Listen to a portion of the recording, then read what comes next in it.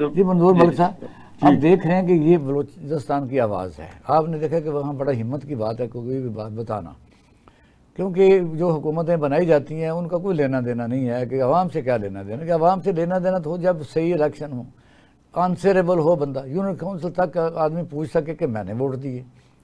वो जो आप सुन रहे हैं, तो क्या कहते हैं बलूचिस्तान में दहशतगर्दी रुक सकती है, या फील्ड मार्शल साहब सूबाई हुकूमत को क्या कह सकते हैं?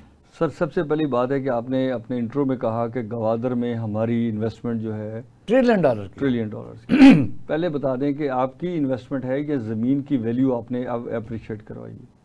देखिए मसला पता क्या, हमने वहाँ इन्वेस्टमेंट ही तो नहीं की, हमने वो ज़मीनें जो थी वो एक्वायर की या उसको ख़रीदा और उसको पूरी दुनिया को बेच दिया, और पाकिस्तानियों ने सबसे ज़्यादा ली। पीने का पानी तक तो वहाँ हम दे नहीं सके, अभी तक नहीं है। ठीक है, स्पोर्ट्स के ग्राउंड नहीं है, एक छोटा सा फुटबॉल ग्राउंड है, ठीक है। गवादर से क्योंकि ज़ाहिर मेरी टीम भी खेलती है और मेरा चैम्बर ऑफ कॉमर्स भी है और मैं कई दफ़ा उनकी बात भी करता हूँ।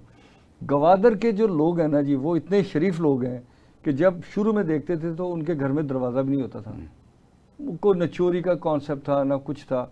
मसला क्या हुआ है, मसला ये है कि आपने गवादर में जो डेवलपमेंट करनी थी, जो मुकामी लोगों को एम्पावर करना था, वो तो आपने किया। पिछले साल पेट्रोल पंप एक बना है, मैं वही गुजारिश कर रहा हूँ। अच्छा फिर देखें कि वो जो पूरी कोस्टल हाईवे है जो कराची तक आती है, उसके अंदर आपने कोई बिजनेस एक्टिविटी क्रिएट की है, क्या किया है, लोगों का रोज़गार क्या है, लोगों का रोज़गार हमने इंतज़ार पे रखा। जो आर्मी चीफ साहब ने, फील्ड मार्शल साहब ने बात की है, वो सच्ची बात है कि हम भी वो समझते हैं कि इस वक्त मार्का मुआशत होना चाहिए, इकॉनमी होना चाहिए। अगर हमने 6 करोड़ जॉब क्रिएट करनी है तो वो इस गवर्नमेंट के बस का काम, इस गवर्नमेंट से मुराद है इस मौजूदा तो निज़ाम को लपेटने के बाद ही होगा कुछ, क्योंकि ये सूबाई हुकूमत को क्या कह सकते हैं, हमें पाकिस्तान इनको तो मशवरा दे सकती है, फंड तो इनके पास हैं। सर फंड्स की ज़रूरत नहीं है सर, पॉलिसी से विड्रॉ की ज़रूरत है। मेरी जो सिविल सिटीजन की राइट्स है ना, उसको डिफाइन करने की ज़रूरत है, मेरी स्पेस बढ़ाने की ज़रूरत है। अब आप देख लें, फिर वो उधर ही चले जाएंगे हम कि NFC अवार्ड है। आप मुझे बताएं कि NFC अवार्ड में जब भी पैसा मिलेगा किसी सूबे को, वो गाड़ियाँ ले लेगा, वो नई से नई फोर्सेज बना लेगा। गाड़ी छोटी चीज़ है, बाहर मुंतकिल करते हैं पैसे। और आप देख 13-1400 अरब रुपया है, ऑडिटिंग जो बड़ा 13-1400 अरब रुपया उसका शेयर है। सर मैं ये कह रहा हूँ, आप मुझे बताएं जो ऑडिटेड रिपोर्ट आई है उसमें हज़ारों अरब रुपए का नुकसान दिखाया गया और वो ऑटो बुक्स आपने खर्च किया हुआ है। फिर वज़ीर आज़म साहब की आपने बात की, वज़ीर आज़म साहब अभी चाइना जा रहे हैं, चाइना जा रहे हैं, आप होमवर्क करते हैं नहीं करते हैं, जो बिजनेस डेलीगेशन लेके जा रहे हैं उसकी क्या प्रिपरेशन है। 30 को प्राइम मिनिस्टर साहब जा रहे हैं, 4 को डेलीगेशन जा रहा है, तो जब प्राइम मिनिस्टर से 4 दिन के बाद जाएगा और प्राइम मिनिस्टर साहब उनके फौरी बाद वापस आ जाएंगे, तो वो जो सरपरस्ती है वो तो ना हो सकेगी। मसला ये है इकबाल शाह साहब कि नए सूबे और यूनिट्स की भी आपने बात करते हैं। अब मेरा पॉइंट ऑफ व्यू ये है कि अगर हमने चाहते हैं, देखिए बलूचिस्तान के लिए आपने कहा था कि पेट्रोल की जो लेवीज है वो हम बलूचिस्तान को देंगे, तो दे ना बलूचिस्तान को। हमसे तो पैसे ले रहे हैं ना, ये हमने तो दे दिया ना पैसा। चलो आगे चलते हैं। डॉक्टर साहब क्या कहते हैं, क्योंकि सूरत है इस वक्त बलूचिस्तान, दहशतगर्दी के पीछे पुख्तंग भी होती है, इंतकामी एलिमेंट भी होता है, सरदारों का जुल्म भी होता है। एक आदमी का बच्चा जब पढ़ जाता है, ग्लोबल विलेज बन चुका है, आपके पास मोबाइल है, आप देखें कि हमारे जो बच्चे बाहर जाते हैं वो वापस यहाँ खौफ महसूस करते हैं जब वहाँ 6 महीने साल रह लेते हैं।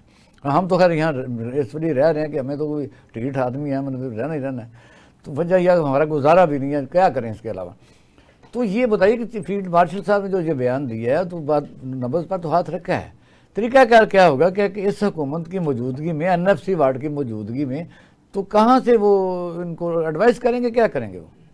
बिस्मिल्लाहिर्रहमानिर्रहीम। देखिए सर, बलूचिस्तान की जब भी हम बात करेंगे ना, तो अब 78 सालों में बलूचिस्तान एक अब पाकिस्तान के लिए टेस्ट केस बन चुका है।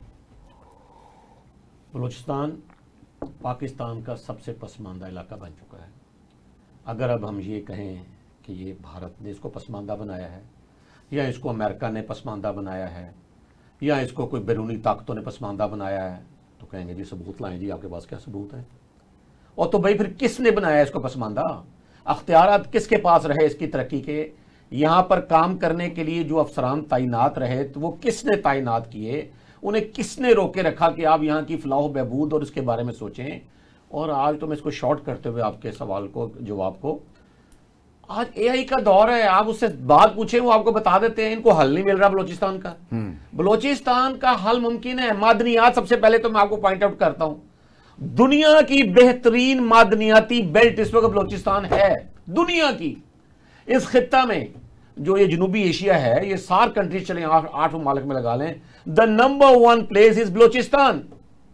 मेरे पास अख्तियार है इकबाल शाहिद साहब या मलिक साहब के पास है, तो अमेरिका निकालेगा ना आके, फिर आप सर देखे नहीं सर, नहीं सर आप देखे सर, आप मैं कहता हूं चले जी, मैं as a layman, as a senior citizen एक बात करता हूं, कोई यूनिवर्सिटी आपने मादनियात की बनाई बलोचिस्तान में कि जी हमने यहाँ कोई 5, 6, 10 साल बाद कुछ काम करना है, तो यहाँ मैं कोई ग्रेजुएट्स को, पोस्ट ग्रेजुएट्स, कोई रिसर्च स्कॉलर्स निकाल लूँ?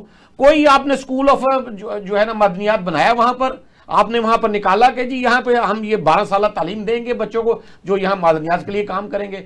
आपने ग्वादर बंदर का अगर बनाई है तो वहां किसी को 10-12 साल में गुज़िश्ता कोई स्कूल, कोई इंस्टीट्यूशन बनाया वहां कि जो आप कहें जी हमें 300 से 400 वर्कर्स तैयार करेंगे हम टेक्निकली? ये सब इंतहाई आसान काम है। एक बैंक को कहें वो उठा के पाकिस्तान में आपको ये चीजें बना के दे देगा।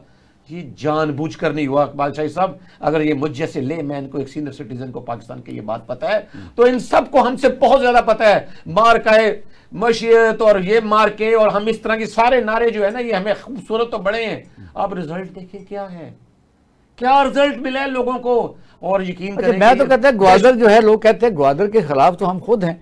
भाई इनवाल साहब ने जो कहा है, ये आप और हम जैसे लोगों को पता है कि उसका हल क्या है। ग्वादर में आप सफ़र नहीं कर सकते, रह नहीं सकते, ना कोई अच्छा होटल है, ना कोई 15-20 होटल बनाए, सब्सिडाइज करें, फ्लाइटों को सब्सिडाइज करें, वहाँ ऐसा शहर बसाएं कि लोग यहाँ आएँ जाएँ, सिक्योरिटी दें आप।